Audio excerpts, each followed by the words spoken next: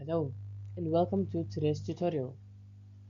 In this lesson, we learn how to check whether a given value is a plain object, meaning it was created using the object constructor.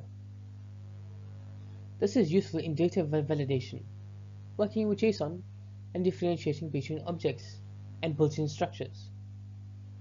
Let's get started. Plain objects in JavaScript are created with the curly brackets or new object.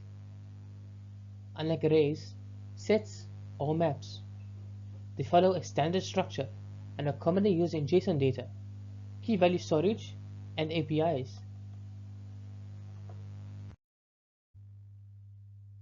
This function first ensures the value is not null, then checks if it's an object using typeof.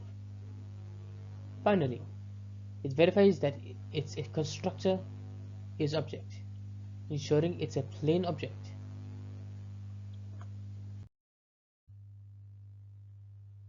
This approach effectively eliminates non-object values while distinguishing plain objects from complex data structures like maps, sets, and arrays. This function correctly identifies plain objects while filtering out arrays, maps, and other structures. The constructor check ensures that only regular curly brackets object pass.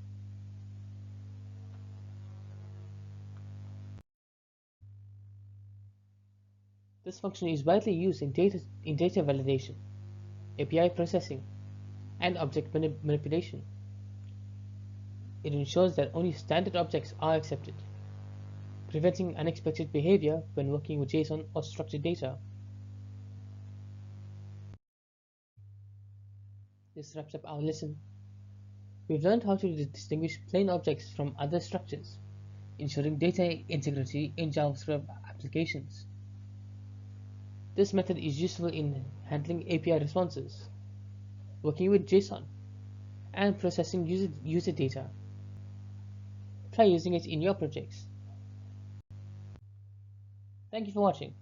If you enjoyed this video, please make sure to like, share, and subscribe for more JavaScript tutorials.